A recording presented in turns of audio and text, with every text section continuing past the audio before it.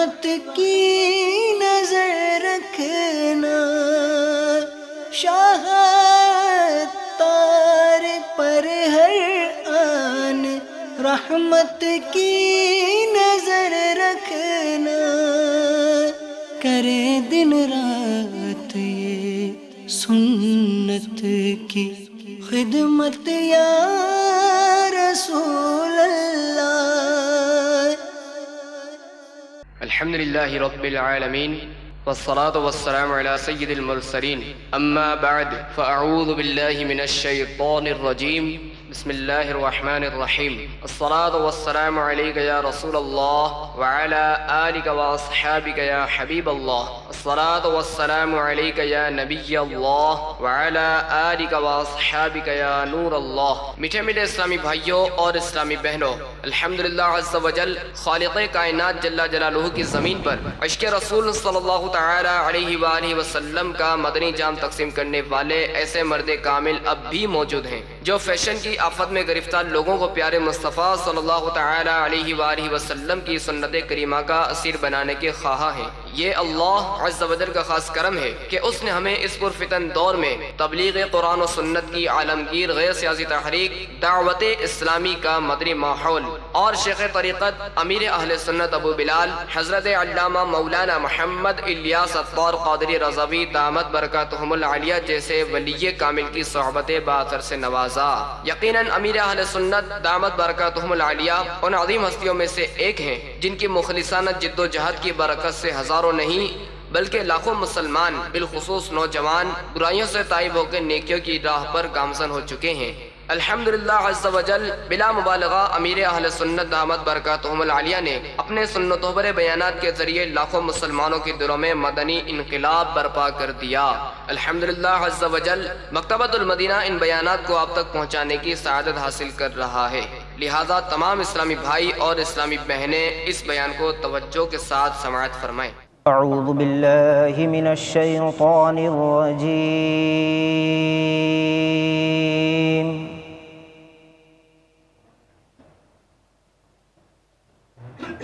بسم اللہ الرحمن الرحیم،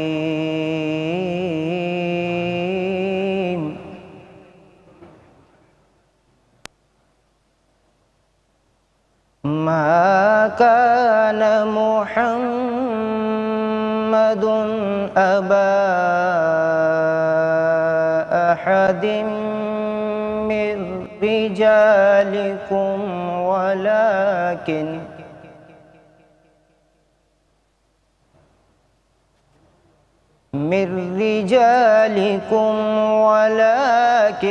رسول الله وخاتم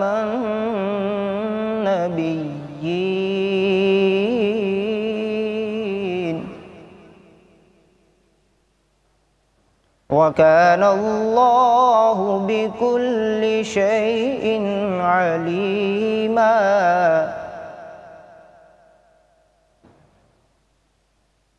يا أيها الذين آمنوا اذكروا الله ذكرا كثيرا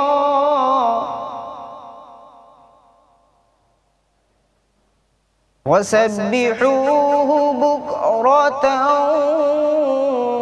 وأصيلا،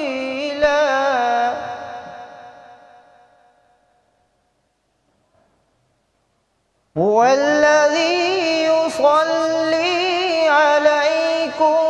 وملائكته ليخرجكم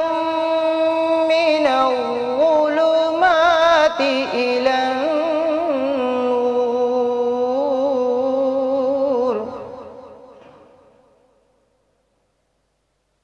وكان بالمؤمنين رحيما۔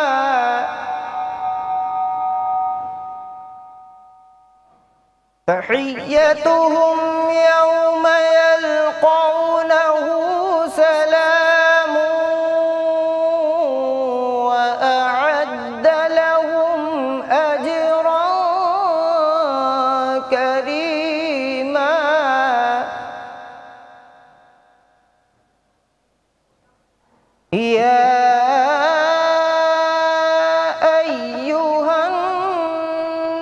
النبي إنا أرسلناك شاهدا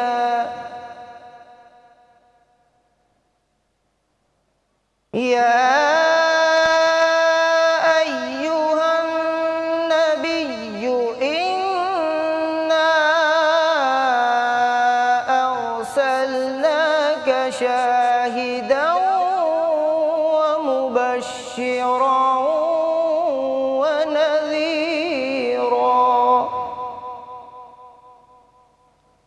وداعيا إلى الله بإذنه وسراجا منيرا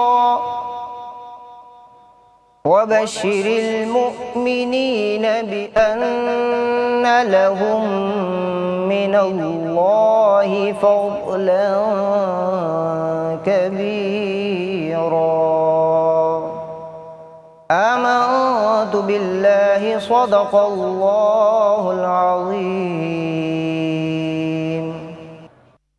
نگاہ لطف کے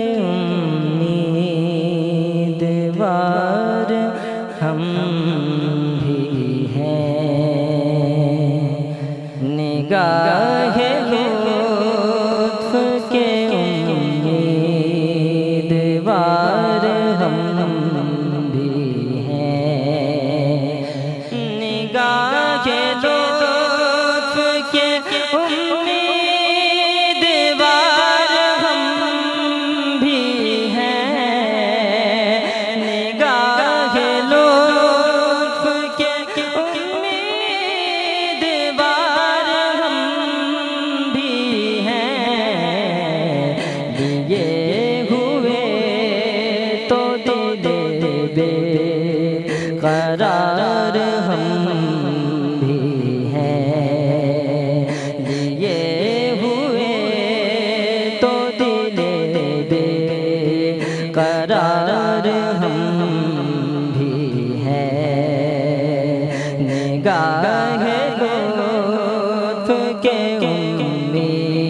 امیدوار ہم بھی ہیں ہمارے دست تمنا کی لاج بھی رکھنا ہمارے دست تمنا کی لاج بھی رکھنا تیرے فقیروں میں اے شہریار ہم بھی ہیں تیرے فقیروں میں اے شہریار ہم بھی ہیں نگاہ لطف کے امیدوار ہم ادھر بھی تو حسن اقدس کے دو قدم جلوے ادھر بھی تو حسن اقدس کے دو قدم جلوے تمہاری راہ میں مشتے غبار ہم بھی ہیں تمہاری راہ میں مشتے غبار ہم بھی ہیں نگاہ لطف کے امیدوار ہم بھی ہیں کھلا دو غنچۂ دل صدقہ باد دامن کا کھلا دو غنچۂ دل صدقہ باد دامن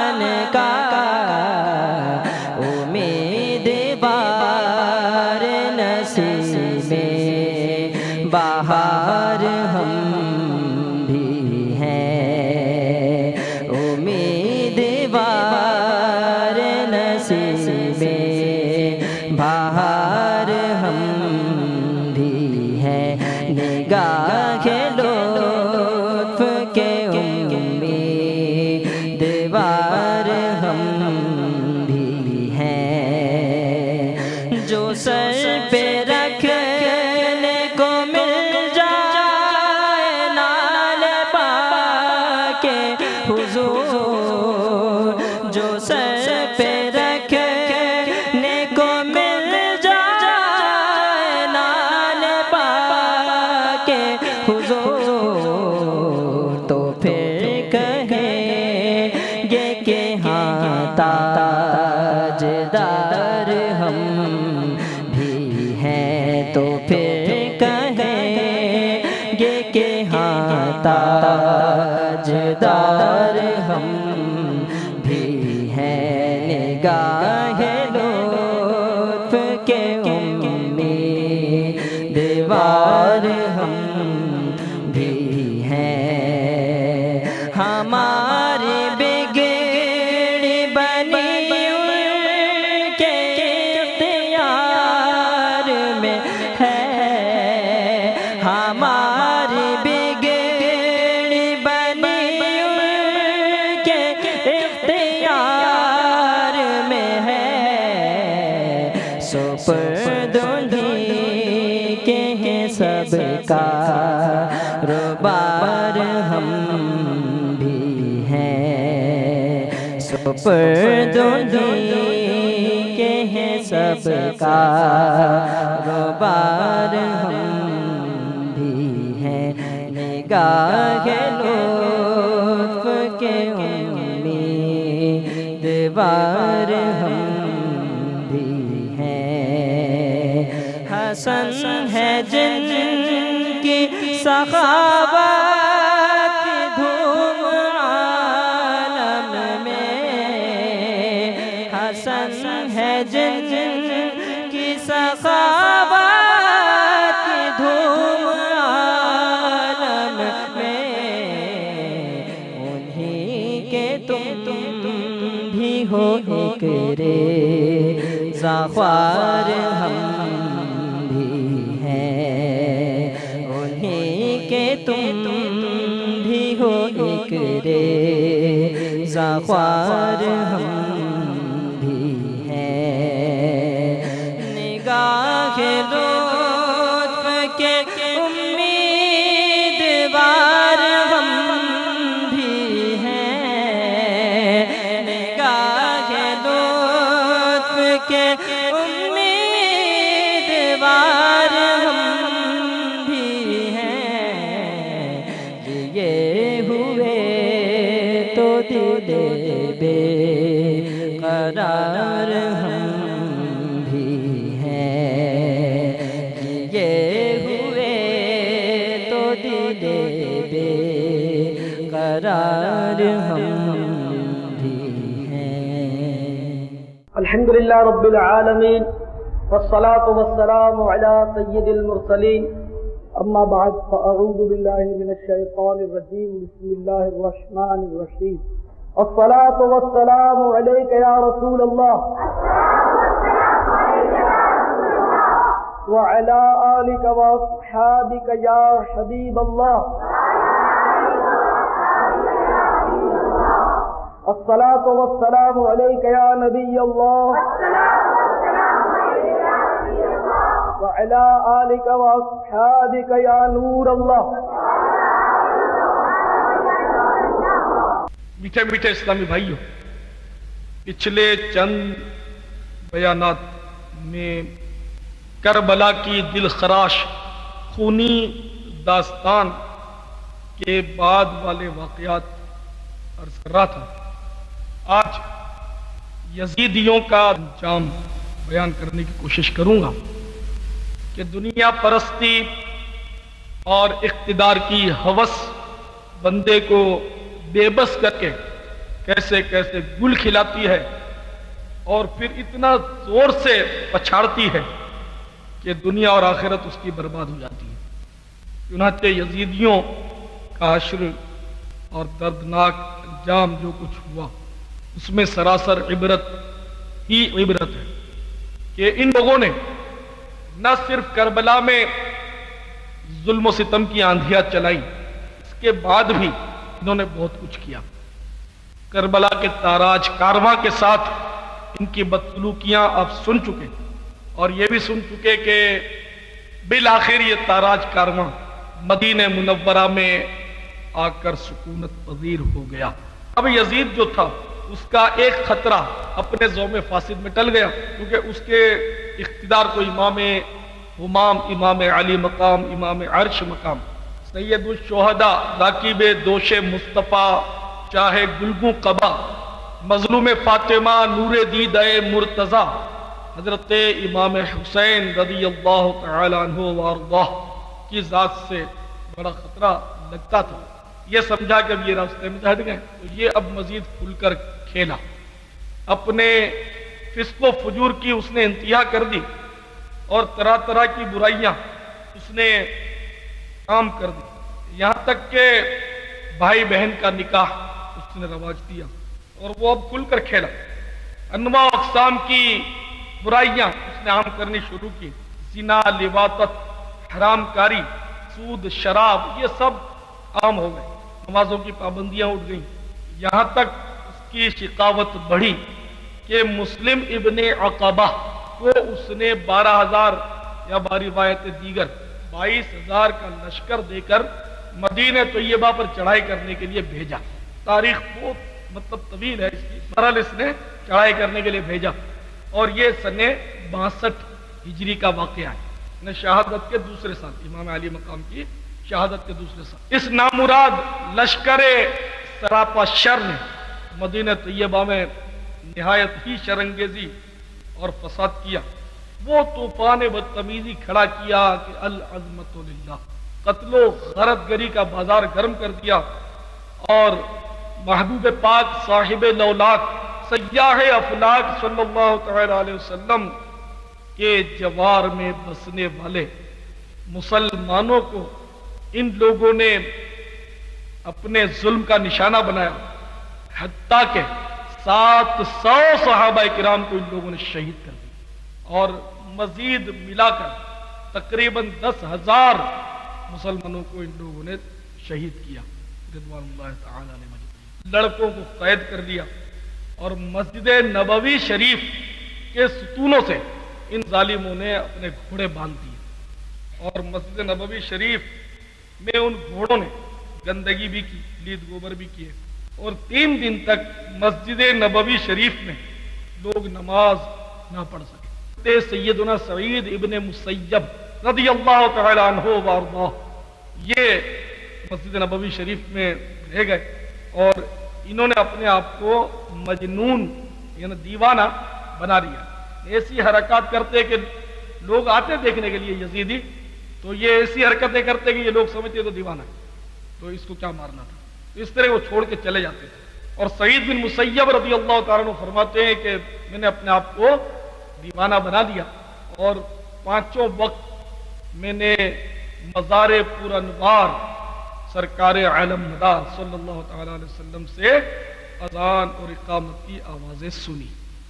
حضرت سیدنا عبداللہ ابن حنظلہ رضی اللہ تعالیٰ عنہ فرماتے ہیں کہ یزیدیوں کی ناشائستہ حرکتیں اس حد تک پہنچ گئیں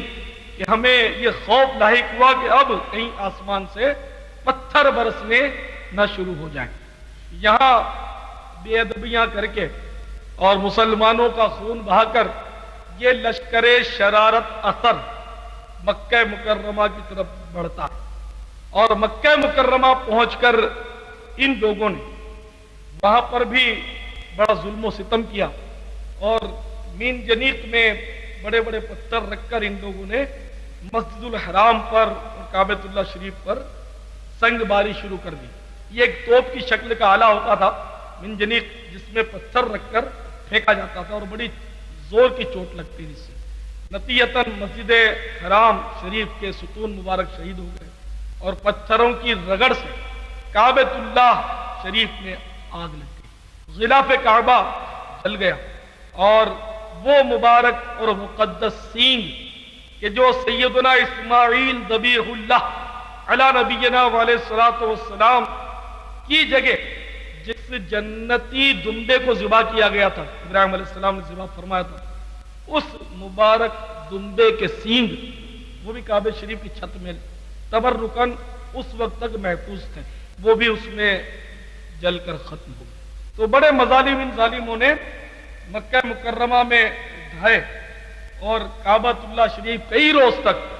بے لباس رہا، یعنی بے غلاف رہا، اور اہلیان مکہ مکرمہ بڑی مصیبت میں مبتلا رہے۔ آخر کار یزید پلید بدتر از لید کی ہلاکت کی خبر مکہ مکرمہ پہنچی۔ 3 سال اور صرف 7 ماہ اس کو نصیب ہوئے یزید کو، اور وہ ہلاک ہو گیا۔ اس کی 39 سال اس کی عمر تھی، 40 میں بھی 1 سال کم، بھر جوانی میں وہ ہلاک ہوا، مارا گیا۔ تو خبر پہنچی اور سیدنا عبداللہ ابن زبیر رضی اللہ تعالیٰ عنہ نے اعلان کر دیا کہ شامیوں تمہارا طاغوت مارا گیا۔ تو جب یزید کی موت کی خبر پہنچی تو ان شامیوں کے پاؤں اکھڑ گئے، یزید کی فوج کے پاؤں اکھڑ گئے، بدحواسی میں پھیل گئی، اور اس طرح مطلب یہ لوگ واپس لوٹ گئے اور دفع ہو گئے۔ یزید کی موت کے واقعات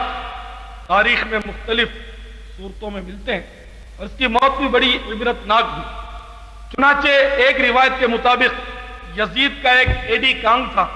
جس کا نام سرجون بن منصور تھا۔ ایڈی کانگ یہ کسی حکمران کے ماتحتی میں رہنے والے خاص افسر کو کہتے ہیں جو منظور نظر ہوتا ہے، خاص مصاحب ایڈی کانگ۔ تو سرجون بن منصور اس کا خاص ایڈی کانگ تھا، اور عشق و فسق کے معاملے میں بھی اس کا یہ مطلب مشیر تھا، اور یہ لوگ مل کر سیر و شکار کرتے تھے، اور مطلب یعنی کہ سیر و تفریح وغیرہ کرتے تھے۔ چنانچہ ایک بار یہ شکار کرتے ہوئے ایک دیر کی طرف نکل گئے، یعنی گرجا کی طرف۔ اس گرجا کا جو پادری تھا اس کی رومی النسل لڑکی پر یزید کی نظر پڑی، تو اس پر یہ عاشق ہو گیا۔ اب اس کی دھن میں یہ رہنے لگا، اور کبھی کبھی وہ اپنے ایڈی کانگ کے ساتھ اس کنیسا کی طرف، اس گرجا کی طرف نکل جاتا اور اس لڑکی کو ڈھونڈتا رہتا۔ اس لڑکی نے بھی تاڑ دیا تھا کہ یہ میرے پیچھے پڑ گیا، تو اس نے اپنے باپ سے اس بات کا ذکر کیا کہ یزید میرے پیچھے لگ گیا، اور یہ وہ بے وفا ہے کہ جس نے اپنے نبی کے نواسے کے ساتھ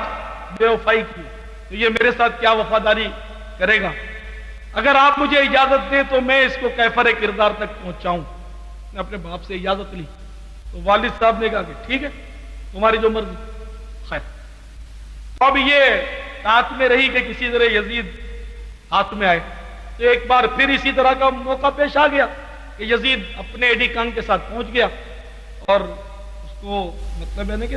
گورنے لگا، تاڑنے لگا، جیسے عاشق ناشاد اور بیوقوف لڑکے آج کل کرتے ہیں۔ تو اس نے کسی طرح بھی اشاروں سے یزید کو مطلب یعنی کہ سمجھا دیا کہ اپنے ساتھی کو مت لانا اور تم تنہا آنا، تو پھر کچھ رنگ رلیاں منائیں گے۔ اس طرح اس کو اشارے میں سمجھا دیا کہ شہوت بادشاہوں کو غلام بنا لیتی ہے، بڑے بڑے سمجھدار لوگ اس چکر میں آ کر تباہ و برباد ہو جاتے ہیں۔ تو یزید تو تھا ہی بیوقوف، وہ اشاروں میں پروگرام بن گیا، اور دوسرے ہی دن یزید جو تھا وہ تنہا وہاں پہنچ گیا، اور وہ گھوڑا اس نے کس کے تیار رکھا تھا۔ خیر، گھوڑے پر دونوں سوار ہوئے اور گھوڑے کو ایڑ لگائی، گھوڑا ہوا سے باتیں کرنے لگا، اور دمشق سے باہر حمص کی طرف یہ لوگ نکل گئے۔ ایک ویرانے میں یہ پہنچے تو اب اس کو شراب وراب پلائی، شراب کے نشے میں یہ بدمست ہوا، ٹھنڈی ٹھنڈی ہوا کے جھونکے آ رہے تھے، خوب اس پر نشہ سوار ہوا۔ جب دیکھا کہ یہ نشے میں بالکل بدمست ہے تو اس نے خنجر آبدار نکالا اور پے در پہ اس پر وار کر کے یزید کو چیر کر اس نے پھینک دیا اور خود بھاگ گئی، کسی کو پتا بھی نہیں چلا۔ اب ادھر یزید کی تلاش ہوئی، اور 3-4 دن تک اس کی کٹی پھٹی لاش جنگل میں چیل اور کووں کی دعوت میں رہی، چیل کوے اس کو نوچتے رہے۔ آخرکار اس کے ہوا خواہ اہالی موالی میں پہنچے اور اس کو وہیں گڑا کھود کر داب کرا لے۔ کتنا عبرتناک انجام، 39 سال کی عمر، بھر جوانی، 3 سال اور 7 ماہ تخت نحوست پر اس نے شیطنت کی۔ جو لوگ اقتدار کے پیچھے بھاگتے ہیں کے لیے اس میں بڑی عبرت ہے، اور یہ آج کل بھی ہم دیکھ ہی رہے، جب سے ہم نے ہوش سنبھالا ہے تو یہ تماشے ہم دیکھتے آ رہے ہیں کہ کسی کا سورج جب نکلتا ہے تو وہ سمجھتا ہے کہ ہما خواہ آفتاب اب میں ہی اور پھر دیش دیش دیش دیش تماشے ہم دیکھتے آ رہے، آپ بھی دیکھتے چلے جاتے۔ لیکن جب دنیا کا بھوت کسی پر سوار آتا ہے، آپ نے دیکھا ہوگا جب کسی پر بھوت سوار ہوتا ہے، آسیب سوار ہوتا ہے، تو وہ ادھر ہاتھ مارتا ہے، ادھر پیر مارتا ہے، سر اچھالتا ہے، اس کو دھونی چڑھتی ہے اور پتہ نہیں کیا کیا وہ ڈرامے کرتا ہے۔ دیکھنے والے تماشا دیکھتے ہیں، وہ یعنی کہ اس کو تو پتہ ہی نہیں، وہ اپنے ہوش میں نہیں، وہ یہ کرتا ہے۔ تو اسی طرح دنیا کی محبت کا نشہ جب کسی پر سوار ہوتا ہے اور اقتدار کی ہوس کسی پر مسلط ہو جاتی ہے، تو وہ بس اس کا حال بھی یہی ہوتا ہے کہ وہ بہت کچھ کھل کھیلتا ہے اور وہ سمجھتا ہے کہ اب مجھے زوال نہیں آئے گا، اب مجھ پر کبھی بھی تباہی کا سایہ نہیں پڑے گا اور میری طرف کوئی مصیبت رخ نہیں کر سکتی، میں بالکل محفوظ اور بالکل سیف ہوں۔ دنیا کے اتار چڑھاؤ اور دنیا کی نیرنگی، دنیا کی فریب کاری آپ بھی جانتے ہیں، میں بھی جانتا ہوں، تماشے آپ نے بھی دیکھے، میں نے بھی دیکھے، دنیا میں کیا کیا کیا کیا ہو رہا ہے نا۔ اے کاش ہم ہی عبرت حاصل کر لیتے اور دنیا پرستی اور دنیا کی محبت میں غلو نہ کرتے کہ جس کی وجہ سے سنت و شریعت کا دامن چھوٹ جائے اور ہمارے لیے بھی کسی قسم کی ہلاکت اور تباہی مقدر بن جائے۔ تو بہرحال یزید اس طرح مارا گیا۔ ایک روایت کے مطابق اس کی موت کے اسباب یوں ہوئے کہ یزید جو تھا، کیونکہ وہ بدماش آدمی تھا، وہ شریف آدمی جو تھا، تو یہ مطلب شرابی کبابی تھا اور سیر و تفریح کا بڑا شوقین تھا، شکار وکار کے لیے آتا جاتا تھا۔ تو اسی طرح ایک بار اپنا اچھا خاصا مطلب ہے کہ سرکل لے کر وہ شکار کے لیے نکلا جنگل کی طرف۔ ایک ہرنی کا اس نے پیچھا کیا اور ہرنی کا پیچھا کرنے میں وہ مست ہوا۔ ہرنی آپ کو پتا ہوگا شاید کہ چوکڑیاں بھرتی ہے، وہ کبھی قریب ہو جاتی ہوگی، کبھی دور ہو جاتی ہوگی، اس طرح وہ اس کے پیچھے بھاگتا رہا اور اس کو ہوش نہیں رہا کہ پیچھے میرے ساتھی بچھڑ گئے۔ خیر اس طرح وہ بہت دور نکل گیا، ہرن تو اس کے ہاتھ میں نہیں آیا۔ اب ہر طرف لقودق میدان ہے، جنگل بیابان، ہر طرف سنسان، اب کیا کریں؟ ایسے میں اس کو پیاس لگی اور پیاس بھی ایسی ویسی، علمان بڑی شدت کی پیاس۔ اب تو یہ کربلا کے پیاسوں کو یاد کر رہا ہوگا، لیکن یہاں تو انتقامی معاملہ تھا، وہاں تو صبر و رضا اور صبر و شکیبائی اور کوثر کے چھلکتے جام نظر آ رہے تھے، لیکن یہاں تو معاملہ یہ نہیں تھا۔ خیر اب اس کو شدت کی پیاس لگی، ساتھی اس کے بچڑ گئے، راستہ اسے ملے نہیں، اور اس طرح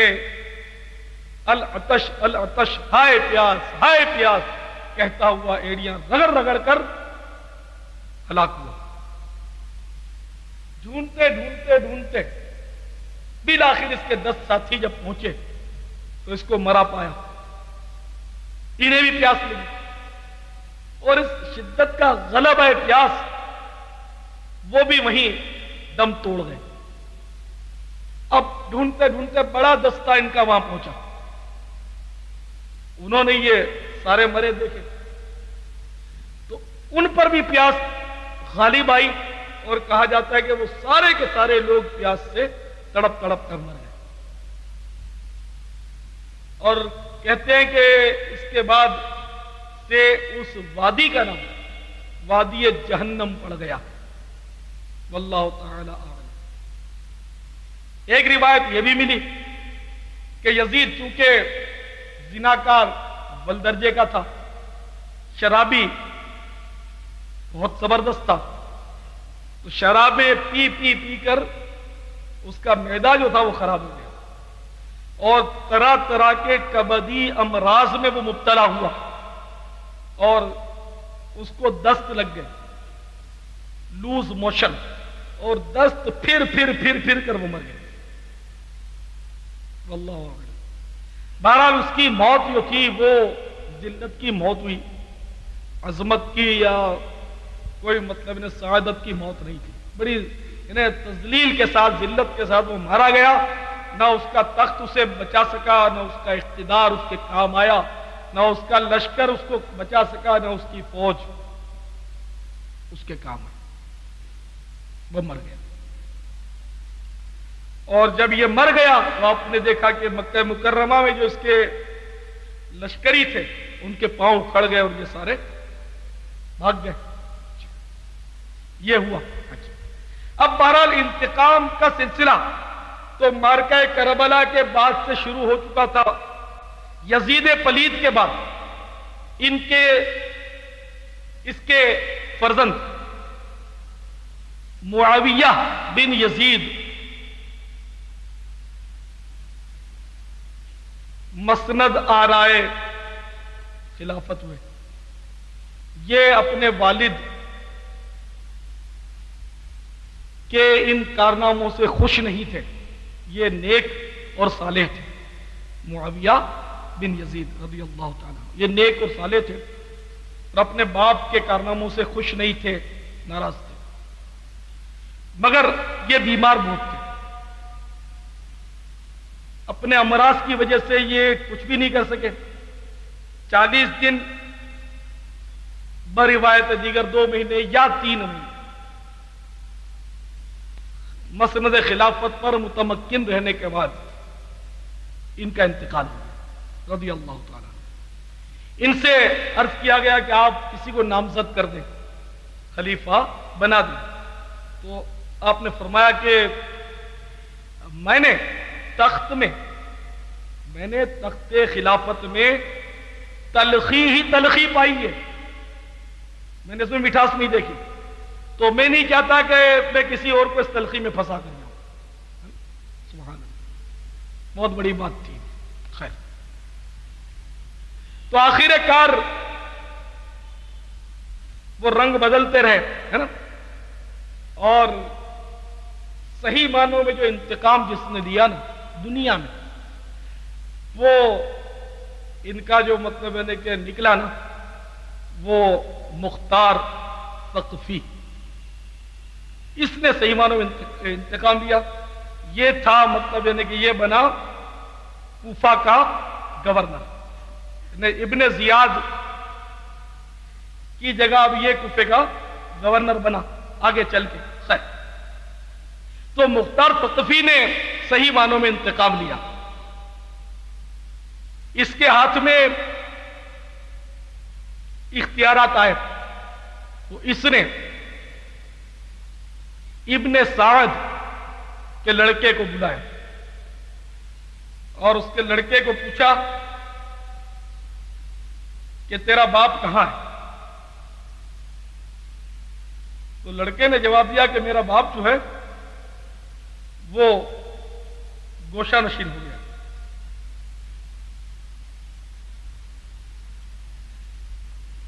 تو مختار نے کہا کہ تجھے شرم نہیں آتی ایسی بات کرتے ہوئے؟ جب کربلا میں فاطمہ کا لال دشمنوں کے نرغے میں تھا، اس وقت تیرے باپ کو گوشہ نشینی کیوں نہیں سوجی؟ کیونکہ ابن سعد جو تھا نا، یہ یزیدی لشکر کا کمانڈر تھا، سارا کیا کرایا ابن زیاد کے اشارے پر اسی نے کیا تھا، اور ابن زیاد کو یزید کا آرڈر تھا۔ تو اس وقت یہ کیوں گوشہ نشین نہیں ہوا؟ اس وقت عبادت میں مصروف کیوں نہیں ہوا؟ اب اس کو عبادت کی سوجی؟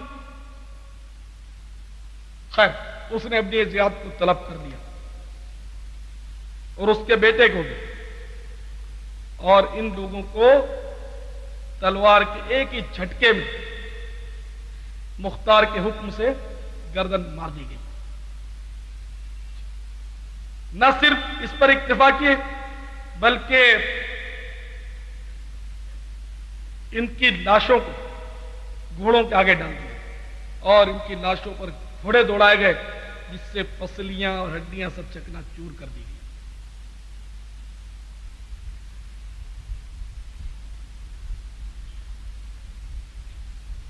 اب چن چن کر خصوصی طور پر انتقام کی کارروائی دیکھو چل رہی ہے۔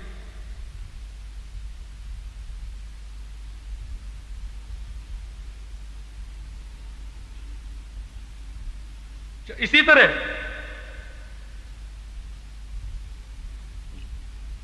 شمر کو بھی اس نے طلب کیا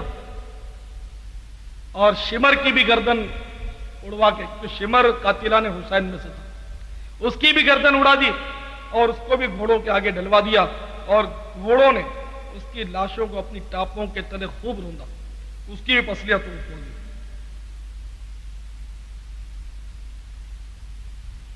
آج ان ظالمان ستم شیار و مغروران نابکار کے سر تن سے جدا ہو رہے ہیں، لیکن آج کوئی ان پر ہمدردی کے دو بول نہیں بول رہا۔ کربلا میں جو واقعہ ہوا تو در و دیوار ہمدردی میں اشک بار تھے اور ہر طرف آہو بکا کا شور تھا، اور یہاں تک روایتیں ملتی ہیں کہ آسمان سے خون کی بارش ہوئی تھی، لیکن اب ان پر رونے والا کوئی نہیں تھا، بلکہ لوگ ایک دوسرے کو مبارکباد دیتے تھے اور خوشیاں مناتے تھے کہ یہ مارا گیا، وہ مارا گیا، یہ بڑا بدماش تھا۔ جیسے کہیں آج بھی ڈاکو پکڑے جاتے ہیں یا ظالم، چاہے وہ کسی ناطے سے ظلم کریں، کسی بھی مطلب ایک صورت سے جو ظلم کریں، وہ لوگ ان سے بیزار ہوتے ہیں۔ جب وہ پکڑے جاتے ہیں یا پولیس میں پڑ جاتے ہیں یا جیل میں ہوتے ہیں یا پھانسی لگتی ہے یا سزا سنائی دی جاتی ہے، لوگ کیسے خوش ہوتے ہیں؟ تو ان پر خوش ہو رہے تھے اور ایک دوسرے کو مبارکبادیاں دے رہے تھے کہ یہ مطلب کتنا اچھا ہو رہا ہے اور بہت اچھا ہو رہا ہے۔ تو ابن سعد بھی مارا گیا، گھوڑوں تلے روندا گیا۔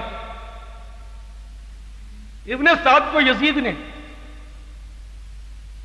رے کی حکومت کا لالچ دیا تھا، ابن زیاد والوں نے رے کی حکومت کا لالچ دیا تھا کہ تو اگر امام علی مقام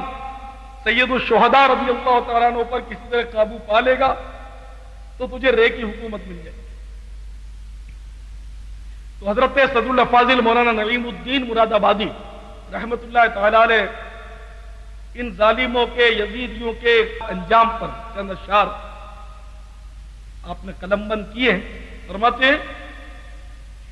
اے ابن سعد رے کی حکومت تو کیا ملی، ظلم و جفا کی جلد ہی تجھ کو صدا ملی، اے شمر نابکار شہیدوں کے خون کی کیسی سزا، یہ تجھ کو بھی اے نا سزا ملی، اے تشنگان خون جوانان اہل بیت دیکھا کہ تم کو ظلم کی کیسی سزا ملی، کتوں کی طرح ڈاشے تمہارے سڑا کیے، بورے پہ بھی نہ گور کو تمہاری جا ملی، رسوائے خلق ہو گئے برباد ہو گئے، مردودو تم کو دلت ہر دو سرا ملی، تم نے اجارا حضرت زہرا کا بوستان، تم خود اجڑ گئے تمہیں یہ بددعا ملی، دنیا پرستوں دین سے منہ موڑ کر تمہیں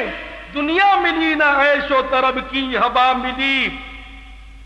آخر دکھایا رنگ شہیدوں کے خون نے، آخر دکھایا رنگ شہیدوں کے خون نے، سر کٹ گئے امانت تمہیں ایک ذرا ملی، پائی ہے کیا نویم انہوں نے ابھی سزا،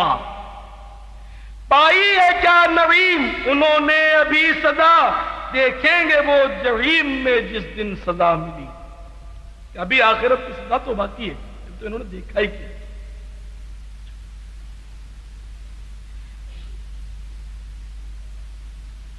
اس کے بعد مختار نے احکامات جاری کیے کہ جو شخص بھی عمرو بن سعد کا ساتھی تھا، یزیدی فوج میں شریک تھا، جہاں پایا جائے اس کو مارو۔ تو جو جہاں ملتا ذرا سی بو آتی کہ یہ ساتھی تھا یزیدیوں کا اور اس نے امام علی مقام پر کسی طرح کا بھی ظلم روا رکھا تھا، پکڑ پکڑ کے اس کو مطلب یعنی کہ مختار کے آدمیوں نے مارنا شروع کیا، جو جہاں ملتا اس کو یہ لوگ گردن اڑا دیتے اس کو۔ جب آپریشن کلین اپ شروع ہوا تو اب یہ جو سورما جو تھے ان کے یزیدی، ان میں بھگدڑ پڑ گئی، یہ بھاگ گئے اور بصرہ میں جا کر پناہ گزین ہوئے۔ تو مختار کے لشکر نے ان کا تعاقب کیا اور جو ہاتھ میں آتا اس کو قتل کر دیتے لوگ اور لاشیں بھی ان کی جلا ڈالتے اور ان کے گھر بھی لوٹ لیے۔ خولی بن یزید یہ وہ خبیث کہ جس نے سر امام کو نیزوں پر لیا تھا، اور ان 10 قاتلان حسین میں سے ایک تھا یہ جنہوں نے شہید کیا تھا، یہ بھی ہاتھ میں آ گیا۔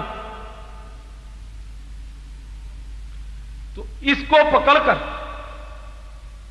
مختار کے حکم سے اس کے ہاتھ پیر کاٹ لیے گئے، اس کو چومیخا کہتے ہیں، ہاتھ پیر اس کو کاٹ دیے اور پھر اس کو سولی دے دی۔ سولی دینے کے بعد ابھی اس میں جان باقی تھی کہ آگ جلا کر اس میں جھونک دیا اس کو۔ اس قدر بے دردی کے ساتھ مختار نے اس کو مار دیا۔ بہرحال اس طرح لشکر ابن سعد کے اشرار جو تھے طرح طرح کے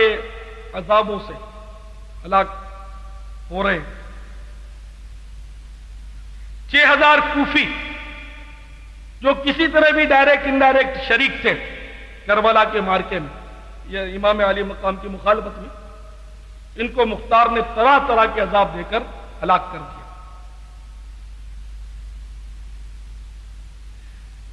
اب ابن زیاد ابھی تک بچا ہوا ہے۔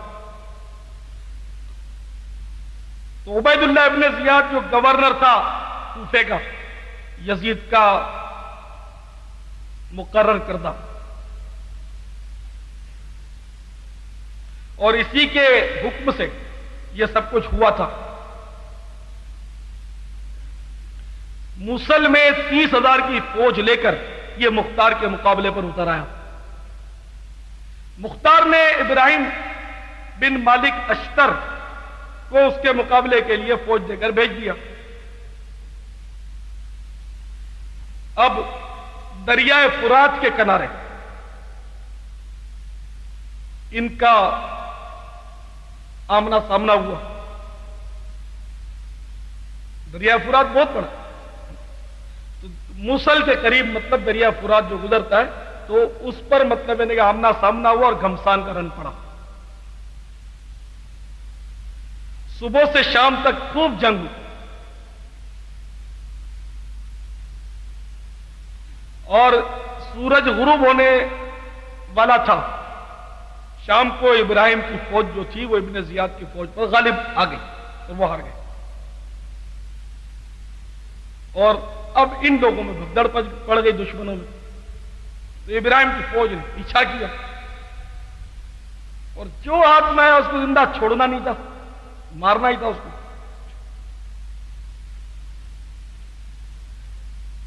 چنانچہ بہت سارے لوگ مارے گئے۔ حیرت ہوگی کہ اسی طرح بھگدڑ میں ابن زیاد جب پکڑا گیا تو نہر فرات کا وہ کنارہ تھا جہاں ابن زیاد پکڑا گیا، نہر فرات کا کنارہ تھا، اور محرم کی وہ 10ویں تاریخ تھی، مگر ہجری سن جو تھا وہ 67 تھا۔ انہیں کربلا کے مارکے کے مکمل 6 سال کے بعد اسی تاریخ ابن زیاد جو تھا وہ مطلب نہر فرات کے کنارے پر مارا گیا۔ 6 سال کے وقفے میں دیکھا تاریخ نے کتنا زبردست پلٹا کھایا، اسی تاریخ کو یہ مارا گیا۔ یعنی ایک 10 تاریخ اس کے لیے خوشی کا پیغام تھی، اور ایک 10 تاریخ وہ آئی محرم کی کہ اس کی ہلاکت کا اس میں پیغام تھا، اس کی بربادی کا پیغام تھا۔ اس کا سر اس کے ساتھیوں نے کاٹ کر ابراہیم کو بھیج دیا جو سالار تھا، سپاہ سالار تھا لشکر کا، اور ابراہیم نے اس کا سر جو تھا وہ مختار کے پاس روانہ کر دیا۔ مختار نے دارالامارت کو سجایا، گورنر ہاؤس کو سجایا، راستہ کیا، اور دربار اس نے بھرا، اور اسی تخت پر بیٹھا جس تخت پر ابن زیاد بیٹھا کرتا تھا۔ اب وہ سر جو تھا ابن زیاد کا آیا گیا، ایک تشت میں رکھا، تو اسی جگہ یہ سر رکھا گیا تشت میں جس جگہ چند سال پہلے شہید مظلوم کا سر رکھا تھا۔ اب اس ظالم کا سر اسی جگہ رکھا ہے، اور شہید مظلوم کے سر مبارک سے کتنی کرامتوں کا ظہور ہوا تھا. اب ابن زیاد بدنہاد گورنر کوفہ کا سر تشت میں رکھا ہوا.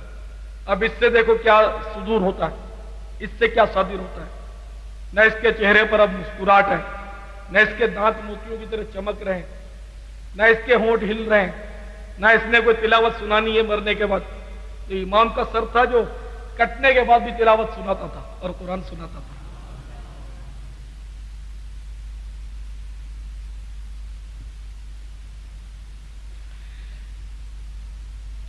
ترمذی شریف کی روایت ہے کہ ابن زیاد کا سر تشت میں رکھا ہوا تھا کہ اچانک لوگوں میں کھلبلی پڑی, سانپ سانپ. لوگ ایک دم سہم گئے اور گھبرا کر دیکھا تو ایک سانپ کہیں سے آ نکلا تھا اور وہ ابن زیاد کے تشت پر پہنچا اور اب اس کے سر پہ چڑھا اور اس کے ناک میں گھس گیا. ناک میں گھسنے کے بعد وہ منہ کے ذریعے باہر نکلا, پھر ناک کے دوسرے سوراخ میں گھس گیا, پھر منہ کے ذریعے نکلا. اس طرح غالباً اس نے 3 چکر لگائے. یہ واقعہ شرح الصدور میں بھی موجود ہے. تو 3 چکر اس نے سر کے اندر لگائے گھوم کے. اس کا دماغ کافی چاہتا ہوگا سانپ نے, عذاب کا سانپ. اور یہ اس کے اتنے راوی ہیں اور یہ اتنی کتابوں میں لکھا ہے, مستند کتابوں میں بڑی ہوئی. تو یہ سانپ نے اس کو, ابھی لوگوں کو دکھا دیا گیا کہ اقتدار کام نہیں آتا, تلوار نہیں کام آتی, اسلحہ کام نہیں آتا. جب قہر خداوندی کا نزول ہوتا ہے, جب قدرت کسی سے انتقام لیتی ہے تو پھر دنیا کی طاقت کوئی کام نہیں دیتی. تو ابن زیاد بھی اپنے انجام کو پہنچا.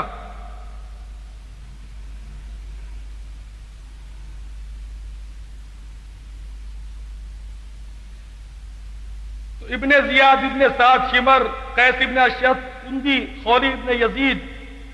نشان ابن انس نقعی, عبداللہ ابن قیس, یزید بن مالک اور باقی جو مطلب اس میں شریک تھے بڑے بڑے ان کے, وہ سب طرح طرح کی تکلیفوں کے ذریعے ان کو مارا گیا, اذیتیں پہنچا کر, ہے نا. اور پھر ان کی لاشوں کو گھوڑوں کی ٹاپوں سے روندا گیا. پرستاران سیاہ باطن اور مغروران تاریک دروں کیا امیدیں باندھ رہے تھے, اور حضرت امام علی مقام رضی اللہ تعالیٰ عنہ کی شہادت سے ان کور باطنوں کو کیسی کیسی امیدیں وابستہ تھیں, اور لشکریوں کو گراں قدر انعامات کے وعدے کیے گئے تھے, عہدوں کے لالچ دیے گئے تھے. اور یزید اور ابن زیاد اور ابن سعد وغیرہ کے ذہنوں میں جہانگیر سلطنت کے نقشے کھینچے ہوئے تھے, اور وہ یہ سمجھتے تھے کہ بس امام کو راستے سے ہٹا دو اور خوب گلچھرے اڑاؤ. بس یہ سمجھتے تھے کہ کرۂ زمین پر اپنی حکومت ہو جائے گی اور ہزاروں سال تک راج پاٹ کرتے رہیں گے.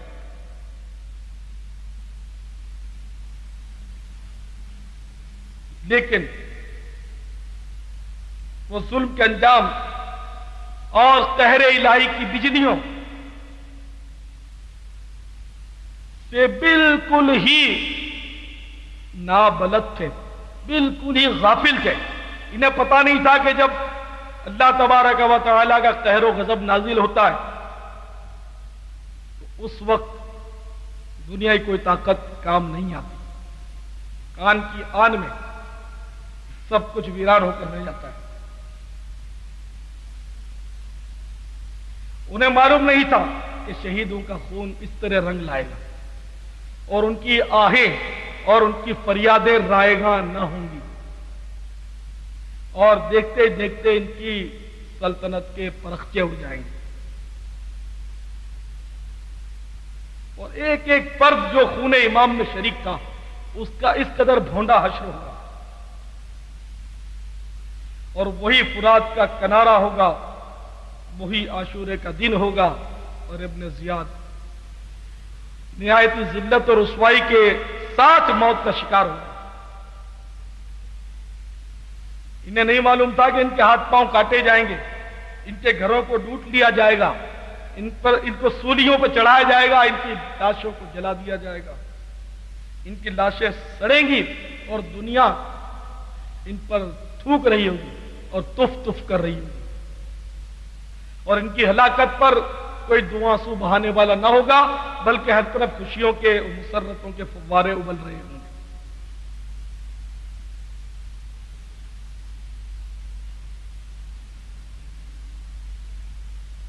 اور حضرت امام علی مقام سید الشہداء امام حسین رضی اللہ تعالیٰ عنہ وارضاہ کی شہادت جو ہے وہ آخر رنگ لائے گی۔ ان کے لیے اس راہ کی تکلیفیں، صعوبتیں، یہ عین راحتیں ہیں، اور ان کے لیے ہر مصیبت عزت کا بہت بڑا درجہ رکھتی ہے، اور اللہ تعالیٰ نے ان کو اس قدر عظیم مرتبہ عطا کیا کہ رہتی دنیا تک ان کا ڈنکا بج رہا ہے اور بجتا رہے گا، اور یزید اور یزیدیوں پر لوگ ملامت کرتے ہیں اور کرتے رہیں گے۔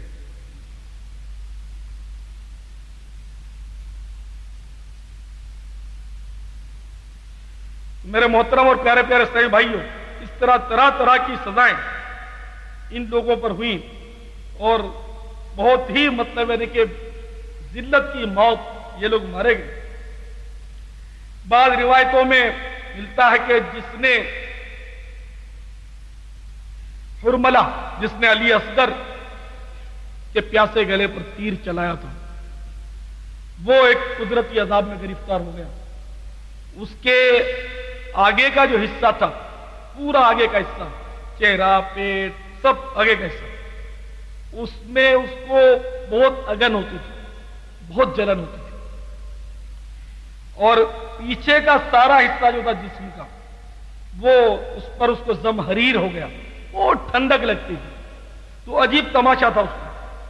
آگے وہ پنکھا کراتا تھا اور پیچھے وہ آگ سے سکائی کراتا تھا،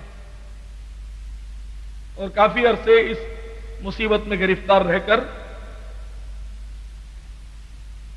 اور پیاس کی شدت بھی بہت تھی، اس کو بہت پیاس لگتی تھی،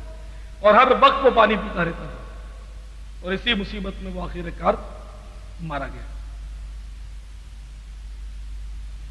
جابر بن یزید ایک بدبخت تھا، اس نے امام علی مقام کا امامہ شریف جو تھا وہ لے لیا تھا، یعنی کہ چھین دیا تھا جس طرح بھی، تو وہ پاگل ہو گیا، مخبوط الحواس ہو گیا، پاگل ہو گیا، اور موریوں سے پانی پیتا تھا اور گوبر کھاتا تھا۔ وہ بھی اس طرح مطلب ہلاک ہو گیا۔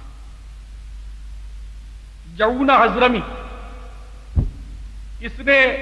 پیراہن امام اتارا تھا آپ کے شہادت کے بعد، جس میں اقدس سے پیراہن شریف اتار لیا تھا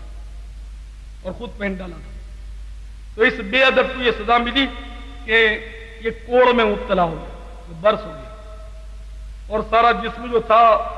وہ کوڑ میں سڑ گیا، اور اس طرح وہ سڑ سڑا کر مر گیا۔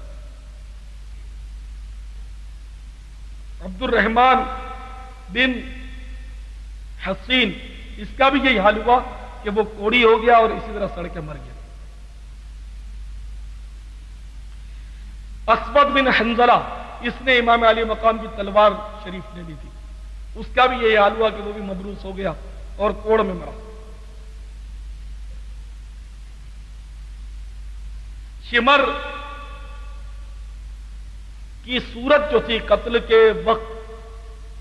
سور کی شکل میں متشکل ہو گئی،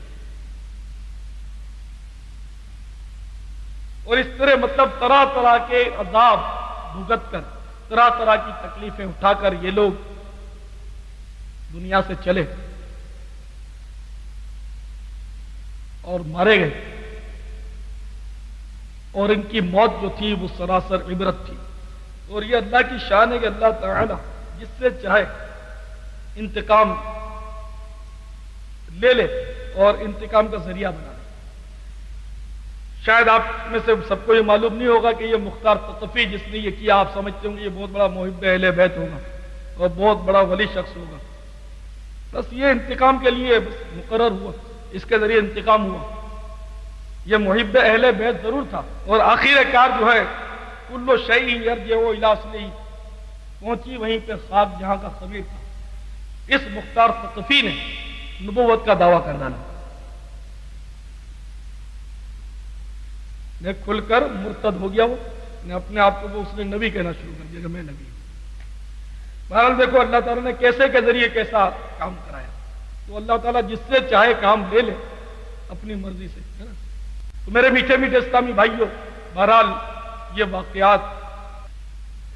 اس میں ہمارے لیے بہرحال بہت ہی زبردست درس عبرت ہے. میرے محترم اسلامی بھائیوں، امام علی مقام نے بھی پردہ کیا، یزید بھی موت سے ہمکنار ہوا. دونوں بظاہر آج دنیا میں نہیں ہیں، لیکن دونوں کے کارنامے آپ کے سامنے ہیں. ایک داد و تحسین وصول کر رہا ہے تو دوسرا حقارت اور نفرین کا شکار ہے، تو لوگ اس پر تف تف کر رہے ہیں، تھوک رہے ہیں. امام علی مقام امام حسین رضی اللہ تعالیٰ عنہ کے درجات بلند سے بلندتر ہوتے چلے جا رہے ہیں، اور یزید پلید اس کے ساتھ جو بھی ہو رہا ہوگا یہ وہ جانے، اس کا رب جانے. بہرحال میرے محترم اور پیارے پیارے اسلامی بھائیوں، ایک طرف حسینیت بھی ہمارے سامنے ہے، یزیدیت بھی ہمارے سامنے ہے. حسینیت کیا ہے، یزیدیت کیا ہے، اس کو سمجھتے آپ کو دیر نہیں لگے گی.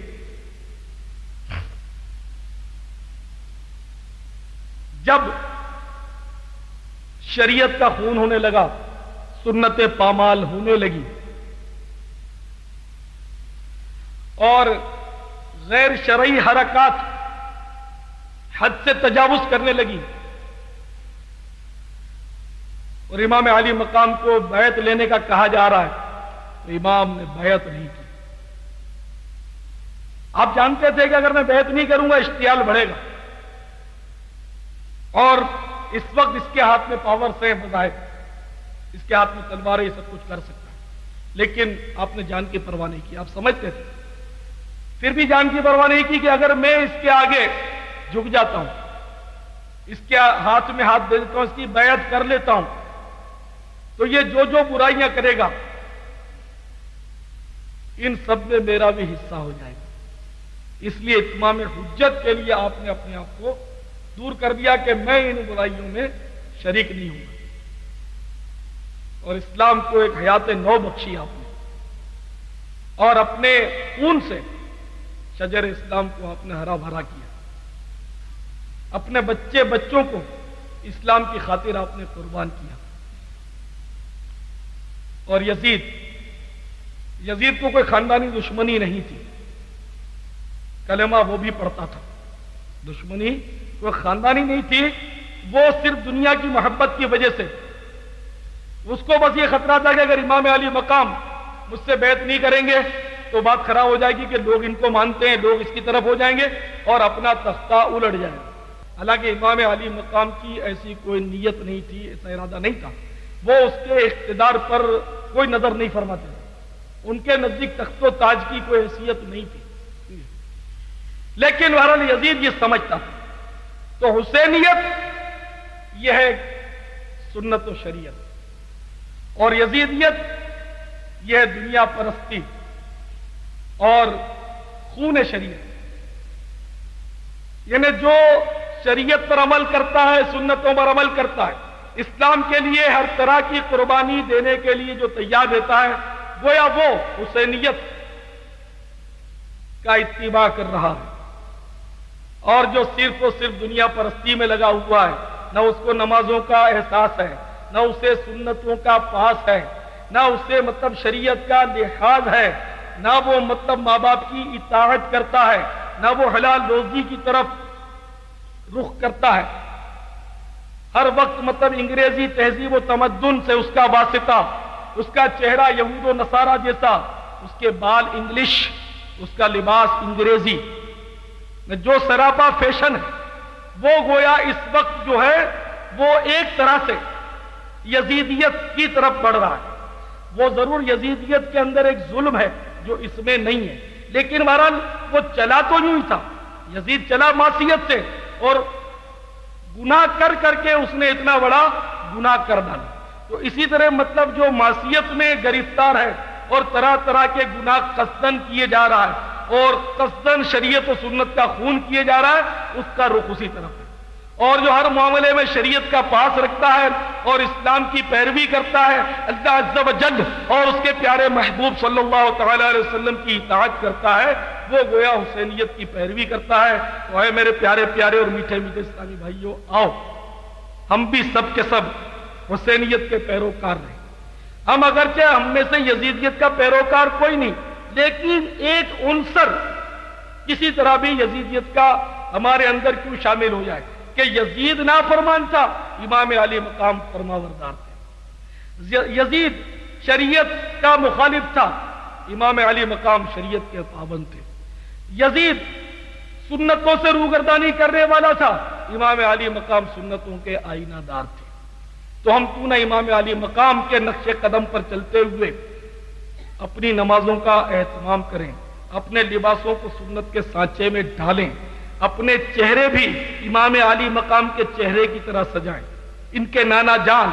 رحمت عالمیان صلی اللہ تعالی علیہ وسلم کی سنت سے اپنے چہروں کو ہم کیوں نہ آراستہ کریں۔ اے امام علی مقام کی محبت کا دم بھرنے والوں، اس سے بہتر کیا ہو سکتا ہے کہ امام علی مقام رضی اللہ تعالیٰ عنہ کی روح کو مثال ثواب کریں، کہ ہم ان کے نانا جان کے بتائے ہوئے طریقوں پر عمل کریں کہ ٹھیک بھئی آج سے ہم نے داڑھی کا عہد کر لیا اور اس کا ثواب ہم نے امام علی مقام کی روح پرفدو کو پیش کیا، آج سے ہم نے نمازوں کی پابندی کا اہتمام، اس کی نیت کر لی اور اس کا بھی ثواب امام علی مقام کو پیش کیا، کیونکہ فرض، واجب، نفل، سنت سب کا ثواب ایصال ہو سکتا ہے۔ یہ ضرور نہیں کہ اسپیشل کوئی کام کیجئے، ہر عبادت کا ثواب ایصال ہو سکتا ہے، ایصال ثواب کر سکتے ہیں۔ تو ہم یہ نیتیں کیوں نہ کریں؟ اور ساتھ ہی اے میرے پیارے پیارے اسلامی بھائیوں، اسلام کی سربلندی کی خاطر امام علی مقام نے سفر بھی کیا، مدینہ چھوڑا۔ حالانکہ جو ظاہر مدینہ چھوڑتا ہے اس پر کیا گزرتی ہے؟ دل تڑپ جائے گا سینے میں تیرا اے حاجی، تیری جس وقت مدینے سے جدائی ہوگی۔ تو امام علی مقام نے مدینہ چھوڑا اور مکہ معظمہ آئے، اس وقت کیا گزر رہی ہوگی جب نانا جان کا روزہ چھوٹ رہا ہوگا، مدینے کے دور دیوار چھوٹ رہے ہوں گے، مدینے کی گلیاں چھوٹ رہی ہوں گی، ان پر کیا گزر رہی ہوگی۔ مکہ مکرمہ آپ آئے اور پھر مکہ شریف سے آپ نے دین کی خاطر کوفے کا سفر اختیار کیا، پھر کربلا پہنچے اور اس کے بعد جو کچھ ہوا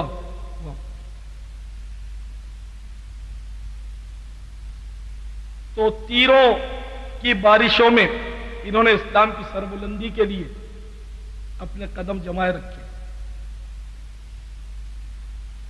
تو ہم پر کوئی تیر بھی نہیں برساتا، ہم پر کوئی تلوار ہی نہیں چلاتا، ہم کو کوئی بھالا یا برچھا نہیں، تو کیوں نہ ہم بھی حسینیت کی پیروی کرتے ہوئے دین کے لیے نکلنا سیکھیں۔ وہ اپنے بچے کو نثار کر کے چلے، اپنے گھر بار کو قربان کر کے چلے۔ تو اے کاش چند دنوں ہی کے لیے ہم بھی اپنے بچوں کو چھوڑنا سیکھیں، ہم بھی اپنے گھر بار اور کاروبار کو چھوڑنا سیکھیں،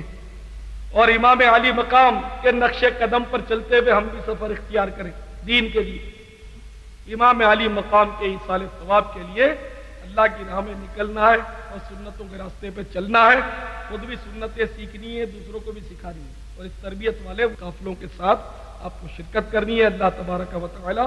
ہم سب کو امام علی مقام کے نقش قدم پر چل کر اسلام کے لیے قربانیاں پیش کرنے کا جذبہ مرحمت فرمائے۔ تو صدقہ دیدار کے منگتوں کا بھلا ہو، دو صدقہ دیدار کے منگتوں کا بھلا ہو، آ جائیے سرکار کے منگتوں کا بھلا ہو، آ جائیے سرکار کے منگتوں کا بھلا ہو، دو صدقہ دیدار کے منگتوں کا بھلا ہو، دو صدقہ دیدار کے منگتوں کا بھلا ہو، منگتوں کا بھلا ہو، آ جائیے سرکار کے منگتوں کا بھلا ہو، آ جائیے سرکار کے منگتوں کا بھلا ہو، آ جائیے سرکار کے منگتوں کا بھلا ہو۔ ایک بار پکارے جو کوئی ان کے کرم کو، ایک بار پکارے جو کوئی ان کے کرم کو، کوئی ان کے کرم کو، کہتے ہیں وہ 100 بار کے منگتوں کا بھلا ہو، کہتے ہیں وہ 100 بار کے منگتوں کا بھلا ہو، آ جائیے سرکار کے منگتوں کا بھلا ہو، رہ جائے نہ محروم کرم کوئی سوالی، رہ جائے نہ محروم کرم کوئی سوالی، ہاں کوئی سوالی، رحمت کا ہے اسرار کے منگتوں کا بھلا ہو، رحمت کا ہے اسرار کے منگتوں کا بھلا ہو، آ جائیے سرکار کے منگتوں کا بھلا ہو۔ ایک بار پکارے جو کوئی ان کے کرم کو، ایک بار پکارے جو کوئی ان کے کرم کو، کوئی ان کے کرم کو، کوئی ان کے کرم کو، کہتے ہیں وہ 100 بار کے منگتوں کا بھلا ہو، کہتے ہیں وہ 100 بار کے منگتوں کا بھلا ہو، آ جائیے سرکار کے منگتوں کا بھلا ہو۔ کھلتی ہے زباں مدح نبی میں اے علیم اب، کھلتی ہے زباں مدح نبی میں اے علیم اب، مل جائے در یار کے منگتوں کا بھلا ہو، مل جائے در یار کے منگتوں کا بھلا ہو، مل جائے در یار کے منگتوں کا بھلا ہو،